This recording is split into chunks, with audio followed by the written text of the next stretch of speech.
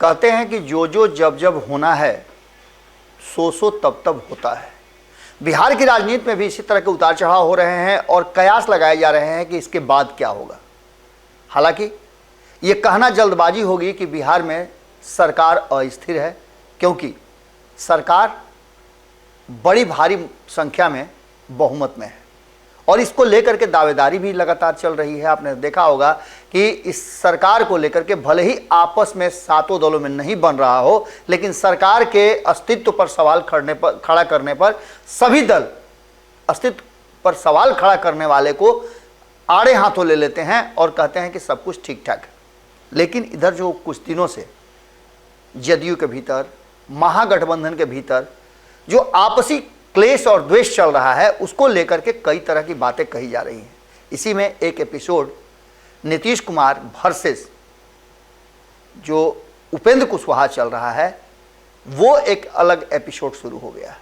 उपेंद्र कुशवाहा को लेकर के कई तरह की बातें कही जा रही थी और इसमें कहा यह जा रहा था, यहां तक कि नीतीश कुमार ने भी कह दिया कि जाना है तो जाए ना, कौन रोका है उसको।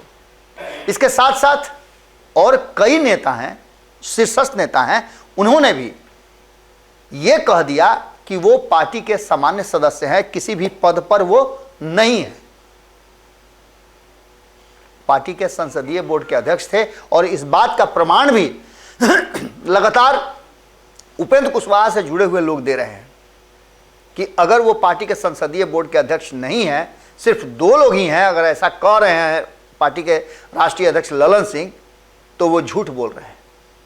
क्योंकि जब पार्टी के राष्ट्रीय अध्यक्ष और प्रदेश अध्यक्ष का चुनाव हुआ, उसके बाद से कई कार्यक्रम में लिखित रूप से, घोषित रूप से उपेंद्र कुशवाहा को पार्टी के संसदीय बोर्ड का अध्यक्ष लिखा गया है, कहा गया है। इसका मतलब है कि पार्टी में कोई संविधान नहीं है। यह एक अलग पहलू है। लेकिन दूसरा सबसे बड़ा पहलू यह है कि लगातार इस बात की चर्चा चल रही है कि उपेंद्र कुशवाहा जदयू नहीं छोड़ने वाले हैं। हम लगातार आपको खबरें बता रहे हैं। उपेंद्र कुशवाहा से जो बातचीत हुई है या उनके करीबियों से जो बातचीत हो रही है, उसके आधार पर ये बातें निकल करके आ रही है कि वो जदयू को मजबूत करने की कवायद में लगे हुए हैं, न कि जदयू को छोड़ने में। उपेंद्र कुशवाहा ने साफ कहा है कि मैं जदयू छोड़ करके नहीं जाऊंगा, जदयू को मजबूत करना मेरा उद्देश्य है और जो लोग जदयू को कमजोर कर रहे हैं उन लोगों से निपटना और उनसे लड़ाई लड़ करके जदयू को उनके चंगुल से बचाना मेरा उद्देश्य है। इस बीच में बंटवारे वाली बात भी आ गई और उपेंद्र कुशवाहा को यह भी कहा जाने लगा कि अपनी पुरानी पार्टी जो आरएलएसपी है, उसे वो खड़ा करने की कवायद में लगे हैं। जब आप देखते होंगे कि घर में बंटवारे की बात होती है और मकान पुराना जब टूटने लगता है तो हर कोई कहीं ना कहीं जा करके अपने लिए आश्रय खोजता है, तब तक के लिए जब तक कि मकान तैयार नहीं हो जाता है। ये सारी बातें कहीं ना कहीं चलती रहती हैं और इसके बीच में बंटवारे का जो डीड है वो भी रेडी होते रहता है। बंटवारे का डीड कहीं ना कहीं तैयार हो गया है और इस डीड को लेकर के दिल्ली से पटना वापस आ रहे हैं उपेंद्र कुशवाहा। 19 और 20 तारीख को उन्होंने अपने सभी संबंधियों को, हित नाता को, जो दोनों पक्ष को जानते हैं, उन सभी को आह्वान किया है कि आइए और बताइए कि जदयू को कैसे मजबूत किया जा सकता है, इस बंटवारे को और इस घर को टूटने से कैसे बचाया जा सकता है। उपेंद्र कुशवाहा के हाथ में वो डीड आ गई है, जिसके आधार पर आगे जदयू में क्या कुछ होगा उसका फैसला लेने वाले हैं। दिल्ली से अभी लौटे भी नहीं हैं कि माहौल यहां काफी टाइट हो गया है। हमने आपको कल खबरों में बताया, कई जदयू के नेता हैं जो उपेंद्र कुशवाहा के बातों का समर्थन करते हैं। उन्होंने फोन करके हमें बताया है कि हमें रोका जा रहा है, उस बैठक से हमें दूर रखने की कोशिश की जा रही है और यहां तक कहा जा रहा है कि यदि उस बैठक में आप शामिल होते हैं तो आप पर अनुशासनात्मक कार्रवाई की जाएगी। ऐसी स्थिति में जो उपेंद्र कुशवाहा दिल्ली से पटना लौट रहे हैं, इस बीच में आपने देखा होगा कई लोगों ने तस्वीरें खिंचवाई है, किससे किससे मुलाकात हुई है, लेकिन उपेंद्र कुशवाहा की तस्वीरें बहुत कम लोगों के साथ आई है। कांग्रेस के नेता से उनकी मुलाकात की तस्वीर आई है, बाकी किससे किससे मिले, कहां कहां कौन कौन सा पेपर उन्होंने तैयार कर लिया है, यह अब तक किसी को जानकारी नहीं है।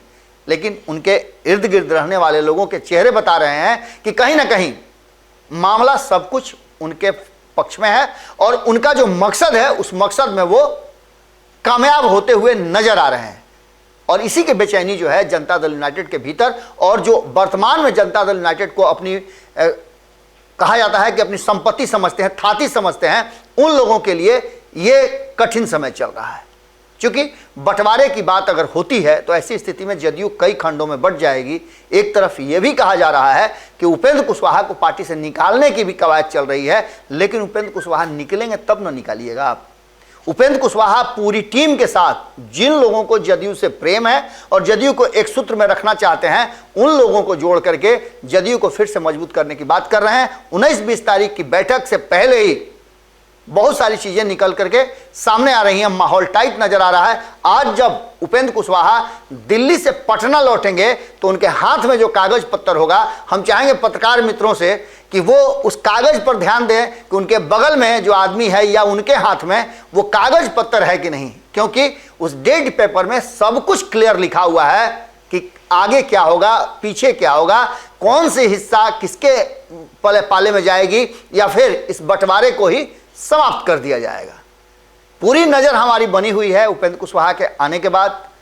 जो कुछ भी उनका बयान होगा वो तो हम आपको सुनाएंगे ही, लेकिन 19-20 की जो उनकी बैठक है, जो लोगों के साथ मंत्रणा करना है, पुराने नए लोगों को बुलाना है, वो कहीं ना कहीं अब भीतर ही भीतर काफी मजबूती के साथ उसकी तैयारियां शुरू हो गई हैं। कहा यह जा रहा है कि इसे जितना ज्यादा रोकने की कोशिश की जा रही है, उतना ज्यादा ये पूरी तरह से और मजबूत हो जा रहा है और लोगों के इरादे भी मजबूत हो रहे हैं। जुड़े रहिए भारत लाइव के साथ, अगली खबर में जल्दी ही मुलाकात होती है। बहुत बहुत धन्यवाद, नमस्कार।